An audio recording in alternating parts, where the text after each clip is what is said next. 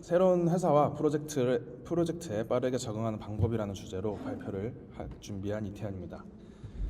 초급 수준의 내용이고요. 40분이니까 조금 길더라도 집중해서 들어주시기 바랍니다. 오늘 주제는 사실 새로운 회사나 프로젝트에 대한 내용보다는 개발자의 성장에 좀 더 초점을 맞추고 있습니다. 이직이나 면접에 대한 꿀팁은 없고요. 혹시 오해하시는 분들이 있을까봐 미리 말씀드립니다. 성장에 대한 얘기인데 주니어 분들이 들으시면 제일 좋고, 조금 주니어를 벗어나신 분들도 본인의 성장 스토리를 빗대어서 들어보시면 좋을 것 같습니다. 그럼 발표 시작하겠습니다. 크게 오늘 5파트로 준비를 했는데요. 첫 번째는 이제 제 소개 겸 오늘 이야기를 하게 된 배경을 간략하게 설명할 예정이고요. 그 다음에 새로운 회사에 빠르게 적응하는 방법, 그리고 새로운 프로젝트에 빠르게 적응하는 방법, 그리고 제가 제일 얘기하고 싶었던 게 사실 저 설계 능력 관련된 건데요. 그 연습 방법을 잠깐 소개해드리고, 그리고 마지막으로 제 실제 사례를 잠깐 보여드리겠습니다. 자, 본격적인 내용에 앞서서 저는 아직 10년은 되지 않았고 아직 발전한 부분이 좀 많이 남은 성장 중인 개발자입니다. 그래서 앞으로 소개해드릴 과정을 거치면서 제가 그동안 회사에서 나름 잘 적응을 했었고 현재도 잘 적응을 하고 있는데요. 이런 발표를 하게 된 거는 과거를 돌아봤을 때 제가 과거와 분명히 다르게 성장하고 있다는 것을 느끼고 있기 때문입니다.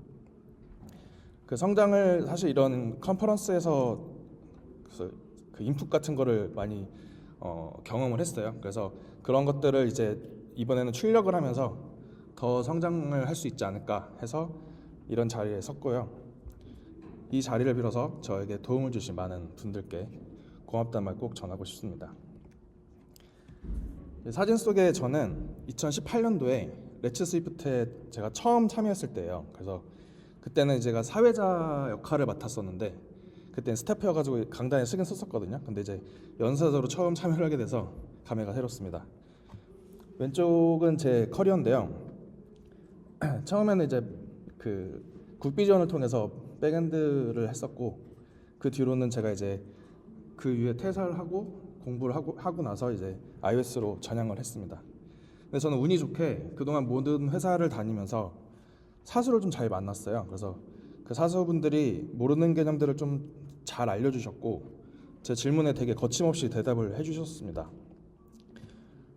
그리고 그러다가 이제 작년 말에 팀의 모빌리티라는 회사에 이제 합류를 하게 되었는데요. 거기서는 따로 사수는 없었고 그냥 동료죠. 그 처음에 이제 반겨주시는 분들 한 분 정도 말고는 다 같은 입장으로서 그 팀에 들어가게 됐는데, 그렇게 적응을 하면서 제가 나름 인정을 받고 있고, 그리고 또 사수가 이제는 필요 없는 시기가 되지 않았나라는 생각이 들었습니다. 그래서 그보다는 이제 약간 같이 함께 좋은 동료가 될 수 있다, 그런 느낌을 받아가지고요. 그래서 이 자리에 서게 됐습니다. 여기서 제 성장 스토리일 수도 있는데 그런 과정과 그런 기법들, 연습 방법들을 공유하는 시간을 갖겠습니다. 자, 새로운 회사는 일단 다 모르죠. 프로세스도 잘 알지 못하고 사람도 잘 모르고 모든 내용을 잘 모르기 때문에 의존을 하게 됩니다. 이 회사가 첫 회사일 수도 있고 이직을 했을 수도 있어요. 근데 우리가 이제 개발자로서 이 회사에 잘 적응해서 좋은 직장 생활을 하기 위한 방법이 이제 오늘 소개해드리려고 하는데요. 사실 거창한 건 아니고요. 그 회사에 이제 왜 내가 뽑혔을까 한번 생각을 해보는 겁니다. 회사에서 사람이 필요한 이유는 구성원들에게 어떤 책임과 역할들을 부여해서 함께 회사와 목표를 달성하기 위해서 뽑는 건데요. 그 회사에서의 입지는 책임과 역할을 얼마나 잘 수행하는지, 그리고 그 영향력을 얼마나 확장하는지에 달렸다고 해도 과언이 아닐 겁니다. 그래서 우리는 회사에 소속되어 있는 이상 본인의 책임과 역할을 확보하고 그 부분을 잘 맡고 있다고 각인시켜줄 필요가 있습니다. 그럼 여기서 개발자의 책임과 역할은 무엇일까요? 가장 먼저 떠오르는 것은 프로젝트를 잘 이끌고 사업 방향에 맞게 개발물을 적시에 잘 출시하는 것이겠죠. 근데 우리가 개발만 잘한다고 해서 이 책임과 역할을 다하는 데는 한계가 있을 수 있습니다. 여기 나열한 것들은 일반적으로 회사 생활을 하기에 필요한 스킬들이에요. 우리가 훈련해두면 좀 좋겠죠. 근데 이 중에서 개발자들이 가장 필요한 것은 역시나 제일 위에 있는 코드 작성 스킬입니다. 개발자의 책임과 역할인 프로젝트를 잘 이렇게 이끌어서 개발물을 적시에 잘 배포하려면 결국에 개발자 구성원 1인으로서 충분히 제 역할을 해야 할 수 있기 때문입니다. 그래서 오늘은 코드 작성 스킬에 대해서 조금 더 집중해서 얘기를 하려고 합니다. 개발 결과물은 코드로 이루어져 있죠. 그래서 이 코드는 또 심지어 글자로 이루어졌어요. 그래서 글자로 이루어져 있고 사람이 이거를 읽어야 하기 때문에 이왕이면 이해하기 편하도록 잘 작성이 되어야 합니다.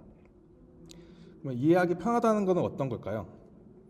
뭐 책을 생각해 보면 뭐 연관된 내용이 이렇게 구분되어 있거나 참조하고 있는 내용을 좀 명확하게 해주거나 또 문장의 호흡이 적절하게 나누어져 있고 설명이 이제 한 번에 받아들이기 쉽게 부담 없이 글이 쓰여져 있으면 우리는 그 글들을 조금 더 이해하기 쉽다고 생각을 합니다.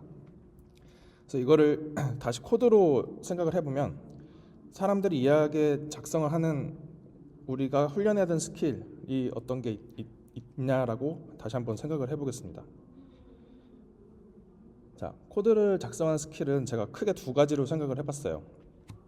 구현과 구성이 있는데 구현은 일단 뭐 어떤 기능적인 목표를 달성하는 것으로 우리가 생각하는 뭐 알고리즘을 해결한다거나 아니면 디자인 가이드에 맞게 화면을 구성하는 그런 그 코드들을 모두 이제 구현 작성 능력이라고 생각을 합니다. 그래서 이 능력은 대부분의 이렇게 경력이 쌓이거나 많이 이제 해보다 보면은 자연스럽게 체화되기도 하고 뭐 잘 모르겠으면 검색이나 AI의 힘을 빌릴 수도 있어요. 그래서 생각보다 쉽게 달성을 할 수가 있습니다. 반면에 이제 구성은 이제 코드의 위치를 배치하는 능력이라고 생각을 하는데요. 결국에는 설계라고 생각을 해요. 그래서 이 능력을 단순히 이제 문제 해결 방식이 아니라 그렇다고 또 연차가 쌓인다고 해서 이게 향상된다고 생각을 하지 않습니다.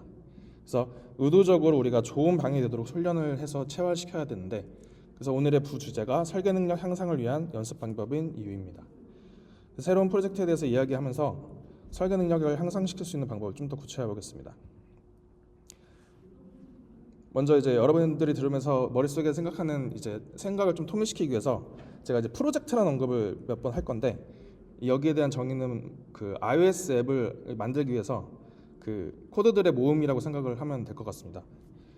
그래서 우리가 새로운 프로젝트를 만나면 어떤 마음이 드나요?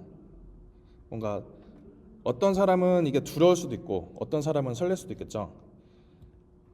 우리가 이제 프로젝트를 처음 접하게 되었을 때 코드를 따라다니다 보면은 어느 순간 이제 머리에 과부하가 생깁니다. 그래서 과부하가 생기기 전에 이왕이면은 정리를 하면서 분석을 하면 좋은데요. 여기서 도움이 되는 게 클래스 다이어그램이라는 게 있어요. 그래서 이거를 그려가면서 이 프로젝트가 어떻게 구성이 되어 있나 이렇게 시각화하다 보면은 내가 보기에도 좋고 이 그린 거를 가지고 팀원들과 얘기했을 때도 좋은 도구가 될 수 있다고 생각을 합니다. 그래서 제가 이제 클래스 다이어그램을 그리면서 이 프로젝트를 분석하는 방법을 순서대로 나열을 한 건데요. 하나씩 살펴볼게요. 먼저 서드 파티를 먼저 보는데 그 이유는 프로젝트에서 직접 담당하는 거랑 제3자에게 위임시켜서 처리한 대상을 구분을 시키고 외부에서 대신 처리해주고 있는 게 어떤 것인지를 파악하기 위함입니다. 그래서 외부에서 처리해주는 거는 내가 뭐 더 나은 방법을 다른 라이브러리를 통해서 알 수도 있고 혹은 내가 더 좋은 스킬이 있어서 그냥 우리 프로젝트에 내재화시킬 수도 있겠죠. 근데 어쨌든 현재로서는 프로젝트의 관심사 바뀌거나 위임을 해놓은 상태이기 때문에 해당 라이브러리들이 관리가 잘 되고 있는지 정도만 파악을 해두면 좋다고 생각을 합니다. 대신에 이제 항상 마음에 품어야 될 거는 서드 파티는 우리가 관리하는 게 아니기 때문에 언제 어떤 위험이 닥칠지 모른다라고 이제 위험성을 인지하고 있어야 합니다. 그 다음에는 이제 실제로 이제 저희 프로젝트의 코드들이겠죠. 이 코드들의 패키지가 어떤 식으로 분리되어 있는지 패키지는 뭐 다른 말로 모듈이라고 할 수도 있어요. 그래서 이 모듈들이 어떤 관계를 갖고 있는지를 살펴보는 겁니다. 그래서 실질적으로는 이게 프로젝트의 설계라고 볼 수 있는데요. 어떤 프로젝트는 패키지가 하나로 되어 있어서 이루어질 수도 있고 어떤 거는 잘 분리되어 있을 수도 있고 또 이제 분리하는 과정일 수도 있어요. 그래서 사실 여기까지가 이 프로젝트 설계를 대부분 파악했다고 하는 부분인데요. 그 이유는 사실 외부에서 거시적으로 바라봤을 때는 이 프로젝트에 어떤 것들이 사용되는지가 사실 중요하지, 내부에 어떤 식으로 데이터 흐름이 흐르는지는 사실 크게 중요하지 않기 때문입니다. 마지막에 이제 데이터 흐름은 약간은 미시적인 관점의 프로젝트 설계입니다. 그래서 내부 설계라고도 할 수 있는데요. 사실 팀장님이나 프로젝트 관리자가 아닌 이상 대부분의 iOS 개발자들이 신경 쓰는 포인트가 이 부분이라고 생각할 수 있습니다. 근데 이 데이터 흐름은 유행도 타기도 하고 취향도 타기 때문에 그 프로젝트마다 다르고 또 한 프로젝트에서 여러 개의 흐름이 혼재되어 있을 수도 있어요. 그래서 이러한 흐름들을 살펴보고 분류해보면 의외로 많은 정보를 알 수 있는데요. 프로젝트의 이제 변천사도 알 수 있고 오랫동안 손대지 않는 레거시 코드도 알 수 있고, 그래서 현재 구성원들이 어떤 흐름을 가지고 관심사를 갖고 있는지도 알 수 있습니다. 이렇게 프로젝트를 이모저을 보다 보면 저는 꼭 추천하는 작업이 하나 있는데요. 바로 재설계를 해보는 겁니다. 재설계는 이제 이유가 이제 설계 구조가 사실은 다양한 요인들에 의해 결정이 되는데 예전에는 좋은 방향이었어도 현 시점에서는 개선 포인트가 있을 수 있어요. 뭐 팀이 바뀌었을 수도 있고 구성원이 바뀌었을 수도 있죠. 그래서 새로운 사람이 새로운 관점으로 봤을 때 발견할 수 있는 부분이 꽤 많기 때문에 본인의 생각을 담아서 프로젝트를 재설계해 보는 것을 추천드립니다. 그래서 재설계한 결과 기존 설계를 비교해 보면서 구성원들이랑 얘기해 보면서 좀 더 깊게 이해할 수 있겠죠. 대신에 여기서 혹시나 하는 말인데, 이 과정에서는 그 기존 프로젝트를 흉보거나 비판하는 과정이 절대 아닙니다. 그냥 서로의 생각을 공유하고 논의해보면서 좀 더 명확하게 하고 개선점을 찾아나가는 과정이라고 생각을 해주시면 좋을 것 같습니다. 그리고 그 개선점이 본인들이 스스로 이제 조금씩 해결해 나가면서 사이드 프로젝트로 만들 수도 있고 자기의 성과로 이제 넣을 수도 있겠죠. 그래서 이런 것들을 미리 분석을 해놓고 내가 조금씩 할 수 있는 게 뭔지를 파악해두는 것이 좋을 거라고 생각을 합니다. 근데 우리가 프로젝트를 재설계하려면 일단 설계를 할 줄 알아야겠죠. 그래서 설계를 하려면 그 어떤 답을 설계가 어떤 방향이 좋을지를 찾아가는 과정이 필요합니다. 대신에 그거는 정답이 없어요. 대신에 많은 힌트들이 있습니다. 그 힌트들은 뭐 책을 통해서일 수도 있고 현재 뭐 구성원들이라던가 같이 머리를 맞대서 의견을 도출할 수도 있죠. 그래서 해석하기에 좀 다를 수도 있는데 어떤 논리가 명확하다면 그 코드의 결과물들이 되게 비슷하다는 것을 느낄 수가 있습니다. 결국 그 논리가 중요하다는 거겠죠. 그래서 지금부터는 제가 이제 1년차 때부터 다양한 스승님들과 책 같은 걸로 통해서 배운 그런 힌트들을 해석해서 체화하는 방법을 공유할 예정입니다. 여러분은 코드를 바라보면서 어떤 생각을 하시나요? 막 자식 같고 아껴주고 싶고 그런가요? 저는 그런 생각을 진짜 안 하려고 노력을 해요. 물론 약간의 그 애정은 있긴 있지만 최대한 안 하려고 노력을 합니다. 그 이유는 모든 요구사항이 결국에 변한다는 사실이 유일하게 변하지 않는다는 것을 배웠기 때문인데요. 그렇기 때문에 항상 코드를 보면서 여러분의 코드나 팀원들의 코드가 항상 개선할 부분이 있다는 것을 인지를 하고 다시 한번 보기를 추천드립니다. 그래서 어제의 정답이 사실 내일의 정답이 아닐 수 있다라는 것을 생각을 하고 다음을 넘어가겠습니다. 앞에서 왜 그런 말을 했을까요? 이 사람들이 자신의 코드를 좋아하다 보면은 다른 사람의 저의 코드에 대해서 의견을 남기는 건 사실 싫어할 수도 있어요. 그래서 내가 힘들게 작성을 했기도 했고 코드를 작성한 순간 그게 맞다고 생각을 했기 때문에 대부분은 나의 코드에 이제 뭔가 코멘트를 남기면 그 순간 약간 싫어하는 경향이 있을 수도 있습니다. 그리고 그런 거부감을 느낀 사람을 종종 봤어요. 근데 이제 그런 사람이 있다면 제가 앞에 몇몇 얘기했던 것들이 제 입사하자마자 좀 나대네 약간 이런 생각을 했을 수도 있는데요. 저는 이제 훈련을 하자는 입장이기 때문에 그런 생각들을 좀 멀리 하셨으면 하는 바람이 있습니다. 본인의 코드에 좀 적극적으로 의견을 받도록 마음을 열고요. 그리고 팀원분들이 약간 본인의 빨간펜 선생님 같이 되도록 해주시면 좋을 것 같습니다. 그 코멘트에는 뭐 작은 오타나 이름 짓는 것 같은 것도 사소한 거라도 이게 적극적으로 의견을 받으면 뭐가 좋냐면 리뷰 자체가 좀 무겁지 않아서 리뷰를 남기는 거에 조금 내성을 생길 수 있는 것 같아요. 그래서 뭐 가벼운 얘기더라도 그 안에서 뭐 의견 남기고, 저희 팀이나 뭐 제가 전에 회사에서도 딱딱하지 않기 위해서 예를 들어 뭐 크크크라던가 그런 웃는 거, 놀리는 거 이런 것도 자주 남겼었던 기억이 있습니다. 생각해야 될 거는 이제 리뷰하는 사람들은 그 코드에 관심이 있는 거지 나에 대해서 뭔가 부정을 하거나 비난하는 것이 아니라는 것을 생각을 해줘야 됩니다. 철저하게 캐릭터를 분리하는 것이 좋겠죠. 또 코드를 작성하다 보면은 저녁에 작성한 것과 아침에 작성하는 게 또 내용이 다를 수가 있어요, 생각이. 그래서 본인의 코드를 리뷰해 보면 좋은데요. 저는 스승님들한테 최소 3번을 개발해봐라. 그러니까 너가 더 빨리 개발을 해야 된다라는 얘기를 되게 귀에 달고 살았었습니다. 한 번만에 원하는 요구사항을 다 맞추는 게 쉽지 않을 뿐더러 구조를 애초부터 잘못 생각해서 그 작업을 했을 수도 있고요. 그렇기 때문에 무조건 한 번 처음 개발하면은 그 뒤로 다시 한번 봐서 내 코드가 제대로 작성이 된 건지 다시 뜯어보고 해야 좀 원하는 결과물이 나오는 거를 저는 발견을 했고 경험을 했습니다. 저는 그렇더라고요. 이렇게 3번 개발을 한다고 할 때 어떻게 다시 접근하면 좋을까요? 무턱대고 다 지우고 새로 만들까요? 그러면은 안 되겠죠. 시간상도 그렇고 앞에 작업을 완전히 날리니까 낭비가 아주 클 겁니다. 그래서 그 코드를 작성한 뒤에 내가 다시 한번 코드를 읽어보고 그 속에서 무엇인가 저기 써있는 구린내 나는 코드를 찾아보는 겁니다. 그런 게 뭐가 있을까요?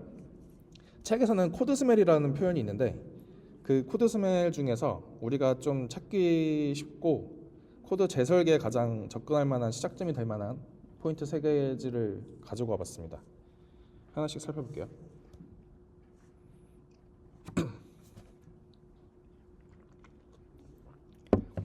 중복된 코드는 생각보다 많이 발견됩니다. 왜 이게 발견이 많이 될까요? 시간은 없는데 뭔가 구현을 해야 되는데 뭔가 스펙이 있어요. 근데 뭔가 비슷하게 동작했던 데가 어디인가 있었어요. 그래서 그거를 가지고 와서 적용해 보니까 잘 돌아. 그래서 저도 모르게 그걸 가지고 쓸 수 있죠. 근데 이렇게 여기서 사용됐으니 여기서 사용하면 되겠다 하면서 코드를 가지고 와서 스펙에 맞춰서 조금씩 바꿔가지고 작업을 하면 이때부터 코드가 중복이 되면서 수정하기가 어려워집니다. 왜냐면 뭐 공통된 정책이 있을 수 있고 다를 수도 있지만 어쨌든 뭔가 스펙을 맞추려면 하나하나를 따로따로 관리를 해줘야 돼요. 그래서 뭔가 오류를 찾거나 개선을 시킬 때 이걸 다 찾아내면 수정을 해야 되기 때문에 이렇게 어떤 문제를 해결하기 위해서 코드를 통째로 이제 가지고 올 일이 생긴다면은 그 순간 의심의 눈초리로 저 구린내를 감지해야 됩니다. 이를 해결하려면 어떻게 해야 될까요? 간단하게 이제 함수를 추출할 수도 있고 클래스의 상속 같은 걸 이용할 수도 있겠죠. 해결 방법은 되게 다양한데요. 어쨌든 우리가 복사 붙여넣기를 하는 시점에 그걸 이상하다고 생각을 하고 이 코드를 복사하지 않는 방법을 연구하시길 바랍니다. 물론 처음에는 어려운데 연습을 꾸준히 하면 당연히 이 작업이 너무 당연해집니다. 다음은 열차 전복이 있는데 열차 전복은 간단하게 코드를 한번 볼게요. 코드가 잘 보이실지 모르겠는데 저기 제일 아래에 보면은 user.address.ct 이런 식으로 뭔가 내부를 계속 파고드는 코드를 열차 전복이 일어났다라고 얘기를 하는데요. 열차 전복은 이게 그 번역어라서 사실 트렌렉인가 뭐 그런 단어가 있었던 것 같아요. 그래서 어쨌든 이런 현상이다. 그래서 이 현상이 뭐냐? 뭔가 안에 객체에게 계속 파고 들어서 묻는 겁니다. 여기서는 그 3개밖에 안 썼지만 어떤 코드를 보면 진짜 막 6개, 7개까지 들어갈 수도 있어요. 그래서 그런 코드들을 보면은 이거 뭔가 좀 잘못됐다. 이거를 좀 개선해야겠다라는 생각을 갖기를 바랍니다. 오른쪽은 사실 거의 똑같은데 이 중간에 그 펄슨에 있는 펄슨에서 CT라는 값을 그냥 외부에 보여주는, 그래서 실제 사용할 때는 user.ct로 원래 처음에 address.ct, 그러니까 user.address.ct까지 있었던 거를 코드를 간소화했습니다.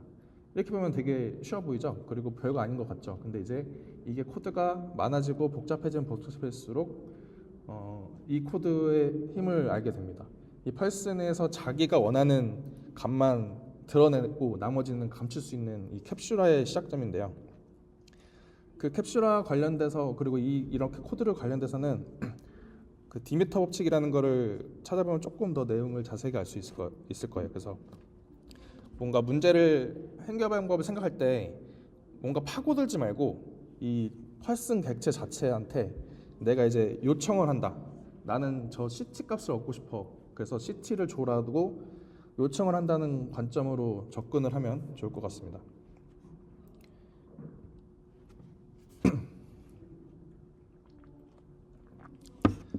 비대해진 함수와 객체는 위에서 말한 것보다 어떻게 보면 더 쉽게 발견될 수도 있어요. 일단 저는 이제 훈련을 위해서 어떤 거를 했냐면 라인 제한을 설정을 하는 경우를 많이 놓는데요. 예를 들어서 나는 모든 함수는 10라인 이하로 만들 거야. 뭐 이런 식으로 자기만의 기준을 정해서 라인을 정의를 해봅니다. 그러면은 긴 함수들이 눈에 띄겠죠. 그러면 그 함수들을 분리를 하는데요. 대신에 이제 분리하는 과정에서 다룬 내용이 좀 비슷하거나 일정 순서 정해진 것들을 묶어서 한 함수에 배치해보고 뭐 이런 식으로 분리를 해볼 수가 있습니다. 이것도 코드를 한번 볼게요. 코드 내용은 사실 중요한 게 아니고요. 뭔가 이 한 함수에 많은 내용이 있다라는 걸 생각하고 느낌만 보고 생각을 해보시기 바랍니다. 한 함수에 지금 이걸 다 더해보면 한 35줄의 코드가 있는데 이 코드를 머리와 눈으로 읽으려면 분석하는데 처리 시간이 길어질 수밖에 없습니다. 그래서 이거를 한눈에 들어오게 이제 줄여본다고 생각을 하고 코드를 줄이는 건데요. 일단 저 주석 써 있는 것만 해도 저거를 뭐 15줄, 10줄, 8줄 이런 식으로 함수를 일단 분리하는 방법도 있겠죠. 여기는 일단 자체가 약간 공통적인 부분을 찾아서 나눠본 건데 그 내용별로 함수를 추출할 수도 있고 뭐 다른 방식으로 자기가 생각하는 공통점을 찾아서 추출할 수 있겠죠. 그래서 이렇게 함수를 추출하는 단계가 지나면은 위임할 객체를 이제 만들어 볼 수 있는 타이밍인데요. 이 지점이 바로 설계의 시작이라고 생각을 합니다. 저 노란 박스 안에 코드가 아까 여기 이 박스랑 같은 내용이에요, 사실. 그래서 만약에 여기에서 35줄의 코드가 있었다고 하더라도 이런 식으로 실제 코드는 간소화시킬 수 있다 이거죠. 그래서 간소화시키는 대신에 일부 코드는 다른 객체한테 위임을 시켰고 일부 코드는 그냥 본인 함수에 다른 함수로 추출을 그냥 했습니다. 그래서 이렇게 분리가 되고 위임시킬 수 있구나 하는 느낌을 보시기 바랍니다. 그래서 이렇게 책임과 역할을 새로운 객체한테, 저 위에 있는 객체, 이런 객체한테 이제 부여하는 그러고 나서 이제 그 객체 간의 상호 작업으로 이제 문제를 해결하다 보면은 코드가 좀 더 유연해지고 유지보수에 이제 유리한 코드가 되는데요. 우리가 많이 들어본 이제 MVC라던가 MVVM, 바이퍼 뭐 이런 것도 다 사실은 이런 데이터 흐름에 따라서 코드를 배치하다 보니까 만들어지는 이제 필수 객체들의 이름을 따서 이름을 붙이는 것이라고 생각을 하면 됩니다. 방금 그 코드가 우리가 코드를 추출하고 분리하는 것을 맛본 거예요. 그래서 이것이 설계의 시작점이라고 말했죠. 그러면 또 다른 거는 뭐가 있을까요? 저 밑에 있는 격리입니다. 이 격리를 설명을 드리면 초반에 이제 제가 설계라는 것을 코드를 배치하는 기준이라고 말씀드렸었는데요. 코드를 배치하다 보면은 코드의 수정이 서로에게 영향을 주지 않도록 하는 경계를 설정할 필요가 있습니다. 예를 들어서 다른 팀이 하나의 프로젝트를 관리하거나 혹은 과거에 누군가 만들어 놓은 잘 동작하는 코드를 수정해야 되는데 지금은 그 코드를 분석하고 수정할 여력이 없거나 하는 등의 상황이 있을 수 있습니다. 그리고 또 뭐 라이브러리 같은 걸 가져다 쓰는데 라이브러리 교체할 계획이 있거나 그리고 관리가 안 되는 라이브러리 때문에 불안해서 걷어내고 싶을 수도 있습니다. 이럴 때 유연성을 확보하는 것이 코드를 격리하는 스킬입니다. 그래서 간단한 예시를 보겠습니다. 처음에 일단 레거시라는 코드를 우리가 밑에서 왼쪽 코드가 이제 기존 코드예요. 그래서 왼쪽 코드를 보면은 유저라는 객체에서 레거시 코드를 직접을 사용하게 됩니다. 근데 이제 오른쪽에 새로운 코드에서는 중간에 이제 네임 프로바이더라는 객체를 이용해서 레거시를 격리하는 구간을 만들었어요. 이렇게 되면은 사용하는 측에서는 격리된 코드랑 상관없이 구현이 가능하고요. 원하는 함수명으로도 바꿀 수 있고 구현이 가능하고, 이 레거시를 나중에는 뭐 저게 서드 파티라고 생각을 하고 사용해도 좋습니다. 그래서 저 위에 레거시만 바꾸거나 그랬을 때 유저라는 애는 코드에 수정이 없겠죠. 그런 식으로 우리가 중간에 하나의 격리 구간을 줘서 이 결합도를 분리하는 작업을 할 수 있는 이 스킬이 필요하다고 생각을 합니다.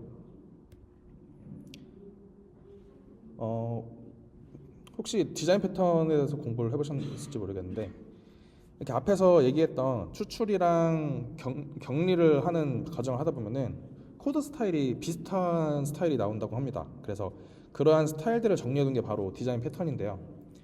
앞의 내용을 사실 실천해 보면은 여러분은 이미 그 본인도 모르게 디자인 패턴의 상당 부분을 사용했을 것이라고 확신을 합니다.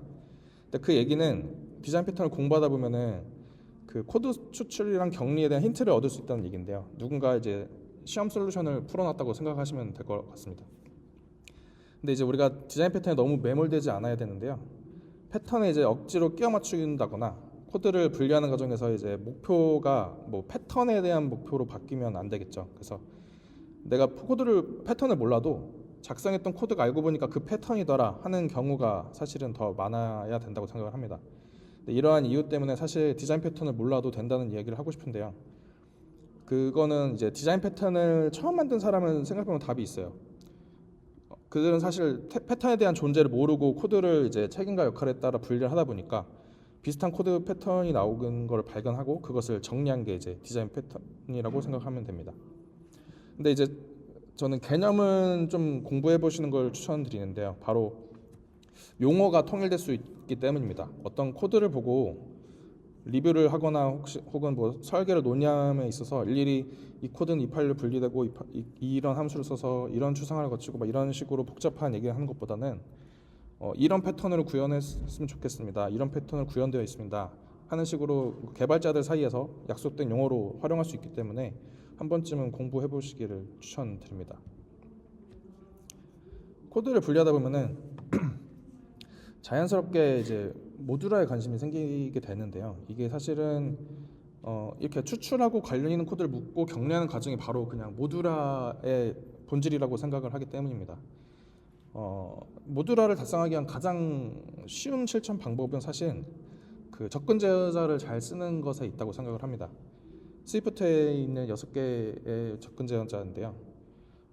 일단은 무조건 프라이빗으로 모든 코드를 작성을 해보기를 전 추천을 드립니다. 그래서 프라이빗으로 일단 작성을 하고 내가 이거를 조금 더 열고 싶을 때 파일 프라이빗을 올려주고 거기서 또 인터널을 올려주고, 사실은 그래서 인터널까지가 거의 이제 마지노선이라고 생각을 하고 작업을 하면 대부분이 해결이 될 거고요.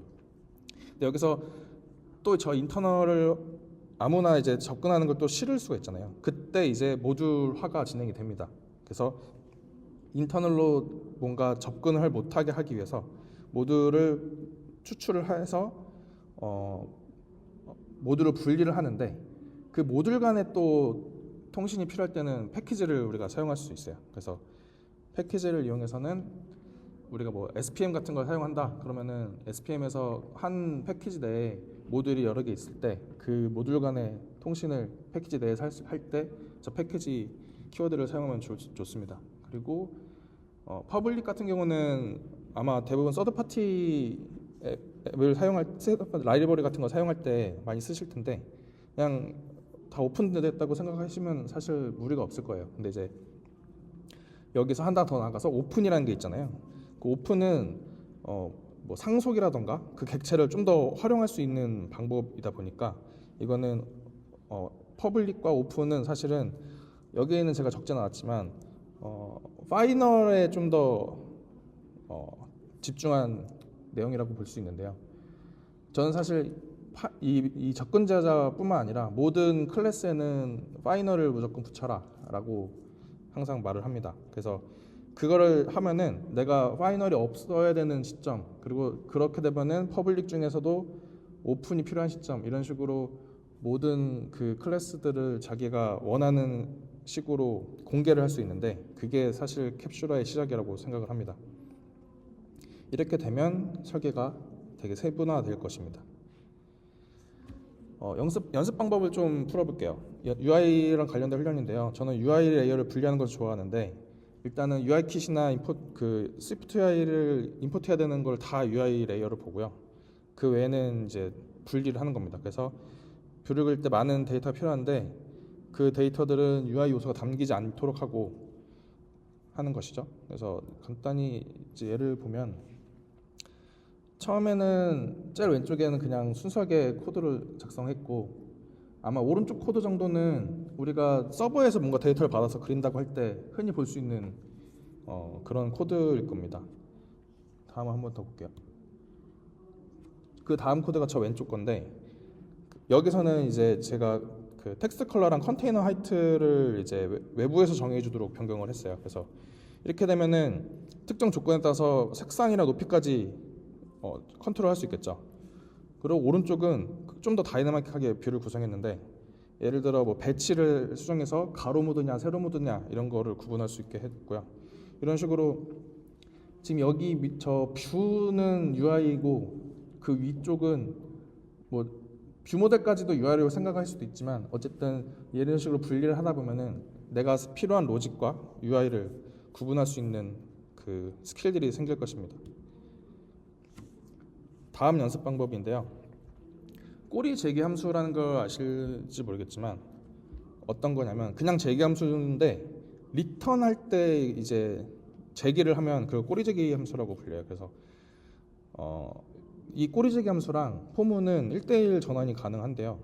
코드로 잠깐 보시면 위에는 포문에서 뭐 민부터 맥스까지를 더하는 그 코드입니다.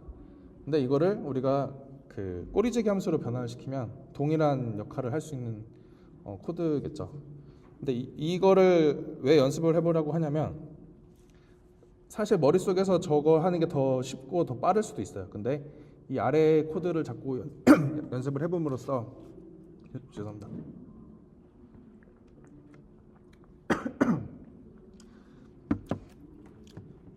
무언가 내가 직접 하지 않고 위임을 시키는 그런 연습을 할 수 있게 됩니다.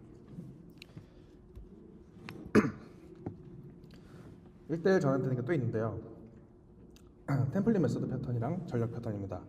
이거는 사실 어떠한 요구 사항이든 두 가지를 다 한 번씩 해보기를 권장드려요.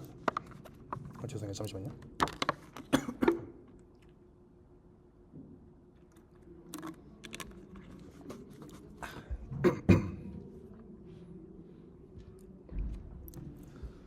네, 그 템플릿 메소드 패턴인데요.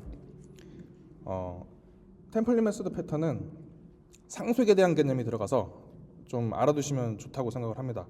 우리가 익숙한 이제 그 UI 뷰 컨트롤러 있죠. 그거에 대한 라이프 사이클이 이 개념을 이용한 그 구현이라고 생각하면 되는데요. 오른쪽 코드가 이제 사용처인데 실제 이제 코드는 동일하게 get name을 호출하지만 구현체가 다르기 때문에 다른 결과를 낸다는 것을 알 수가 있습니다. 다음은 전략 패턴인데요. 마찬가지로 오른쪽 코드를 보면은 get name 함수를 이제 호출하는데 각기 다른 전략을 넣었더니 다른 결과를 유도하고 있습니다. 이 전략 패턴은 합성에 대한 개념이 있어가지고 객체가 실제로 복잡해지면은 좀 더 그 아까 상속을 다루는 템플릿 메소드 패턴보다 좀 더 유연하게 확장이 가능해서 꼭 연습해 보시길 바랍니다. 자, 여기까지 소개해드린 방법이 어떠셨나요? 뭐 누구한테는 생소할 수도 있고 이미 체화되셔서 숨쉬듯이 사용하고 계실 수도 있겠죠. 근데 이제 제가 이제 배웠던 것들 그리고 체화시켰던 스킬들 중에 좀 베스트나 혹은 제일 필요한 것 같다라는 것을 엄선해봤습니다. 그래서 오늘 다뤘던 내용은 사실 돌이켜봤을 때 머릿속을 약간 강타했다고 할 수 있겠죠. 그러면서 이제 코드를 바꾸는 시각을 바꿔줬던 개념들인데요. 아, 이게 이렇게 변환이 될 수 있구나. 뭐 이런 것들이 저한테는 크게 도움이 됐었던 것 같습니다. 그래서 제가 이번에는 어떤 식으로 그 실천했었는지 간단한 사례 몇 가지를 소개해드릴게요.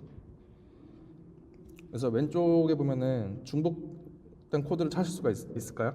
사실은 이것만 보면 발견할 수 없을 수도 있어요. 이건 제가 예전에 1년차 때 수습 기간에 발견한 코드인데 완전 동일하지 않겠죠. 약간 이런 느낌이었다라는 식으로 제가 해석을 해서 만든 겁니다. 그래서 뭐가 중복이라고 생각을 했냐면 저기 이제 키밸류 쌍을 매번 만드는데 그 스트링을 계속 입력을 하고 있는 코드를 제가 발견을 했었어요. 그래서 저거를 좀 중복을 제거하면 좋겠다. 그래서 오른쪽을 보시면 뭐 이게 클릭 로그인지 임프레션 로그인지를 따로 분리하지도 않고 그냥 대신에 함수에다가 그냥 이게 어떤 타입이다라는 걸 전달을 해주면서 또 특정 자주 쓰이는 뭐 페이지 아이디 같은 그런 키 같은 것도 스트링으로 직접 키를 작성하지 않고 이런 식으로 함수 안에서 녹일 수 있도록 뭐 정리를 해줬습니다. 이런 식으로 스트링 자체도 우리가 중복으로 바라볼 수 있어요. 그래서 중복은 본인이 어떻게 느끼냐에 따라서 많이 발견할 수도 있고 그냥 모르고 지나칠 수도 있다고 생각을 합니다. 이건 제가 한 3년 차쯤에 구성한 모듈 구성도인데 야놀자 때 했던 거예요. 근데 그때는 이제 재직할 때 과거 정보기도 하고 제가 작성했던 거라서 창고차 보여드리는데 지금은 야놀자가 뭐 TC에도 도입하고 그러면서 많은 부분이 변경됐다는 소식을 들었기 때문에 여기 제가 가지고 왔습니다. 현재 팀의 모빌리티에서는 비슷한 개념이긴 한데 좀 개선하기도 했고 그리고 현재 팀의 프로젝트에 맞춰서 구성해가지고요 전환 중에 있고요. 근데 이걸 기반으로 이제 제가 제안을 해서 어느 정도 적용이 된 부분도 조금 있습니다. 그래서 제가 여기서 얘기하고 싶은 거는 사실은 이거를 작업할 때 그때는 이제 모듈화나 이런 거에 대한 개념이 이렇게 많이 사람들이 공유되지 않을 때였어요. 그래서 그때 접근 제어자를 막 컨트롤하면서 그때 이제 뭔가 필요성이 느껴서 분리를 하다 보니까 어느 날 점점 이제 모듈화에 대해서 컨퍼런스에서도 발표가 많이 나오고 있더라고요. 그래서 사람들이 생각하는 것이 비슷하구나 하는 생각을 했던 것 같습니다. 그래서 여기서 이 기본 개념은 크게 세 가지인데 제일 바깥쪽에 파란색은 이제 서드 파티 라이브러리고 그 안에 있는 것들이 우리 그 당시 회사에서 이제 관리했던 모듈들이고요. 그래서 메인에서는 서드 파티를 직접적으로 참조하지 않고 이 중간 계층에서만 참조를 하되 저기 가운데 이제 모여 있는 저 유틸이라는 애가 걔는 이제 순수하게 애플에서 제공하는 것만을 가지고 익스텐션 같은 그런 편의 코드들을 모아놓은 코드인데 그런 식으로 저기는 참조 없이 관리될 것 뭐 이런 식으로 룰을 만들어서 관리했던 기억이 납니다. 이런 걸 만들 때는 이 모듈 간에도 순환 참조가 일어나지 않게 관리를 잘 해야 돼요. 그리고 이것들은 제가 이번에 팀의 모빌리티 와가지고 수습 기간 동안에 작성한 문서들인데 뭐 이게 전부는 아니에요. 근데 이제 일부를 갖고 왔는데요. 보시면은 뭐 처음에 갔더니 빌드하는 방법부터 뭔가 정리가 안 돼 있어서 그런 거 정리를 했었고 뭐 이 프로젝트가 왜 이렇게 됐는지 왜 이거는 이런 식으로 했을까 하는 거에 대한 의견 같은 걸 정리했었고 그리고 내가 분석한 디펜던시와 그리고 앞으로 어떻게 하면 좋을지 뭐 그러면서 모듈화를 진행하는 이유 뭐 이런 식으로 해서 정리했던 기억이 납니다. 그래서 새로운 걸 뭔가 새로운 회사나 프로젝트에서 내가 작업을 하거나 분석을 할 때마다 문서를 남겨서 그걸 함께 공유했더니 엄청 피드백이 좋았고요. 그래서 그걸 같이 얘기하면서 랜딩할 때 되게 도움이 됐었던 기억이 있습니다. 네, 그래서 오늘 제가 들었던 얘기는 사실 제 말했듯이 성장 스토리가 주였어요. 그래서 이 얘기를 듣고 누군가에게 영감을 주고 싶었다는 입장입니다. 그래서 그런 얘기들을 받았기 때문에 정리를 한번 해볼게요. 우리가 새로운 회사와 프로젝트에 이제 빠르게 적응하기 위해서 필요한 것이 많다라는 것을 봤죠. 근데 그 중에서 우리는 개발자의 책임과 역할을 잘 표현할 수 있게 코드 작성에 대한 얘기를 다뤘습니다. 정확히는 프로젝트를 분석하고 설계할 수 있는 능력을 언급했는데요. 또 이제 주니어 레벨에서 설계 능력을 향상시킬 수 있는 현실적인 연습 방법에 대해서 소개를 드렸습니다. 이미 설계를 할 수 있는 레벨이라면 사실 커뮤니케이션이나 문서 작성도 아까 전에 있었던 그런 개발 외적인 것에 좀만 신경 쓰면 되겠죠. 하지만 우리는 그거 자체를 하기 위해서 개발자로서의 역량을 끌어올리는 주니어로 주니어 입장으로서 이런 걸 하면 좋겠다, 이런 능력을 키우면 좋겠다라는 이야기를 했습니다. 그래서 단순히 지식을 습득하는 데 안주하지 않고 의식적인 연습을 통해서 체화하는 시간을 갖는 것을 추천드립니다. 네, 이상 발표는 마치겠고요. 혹시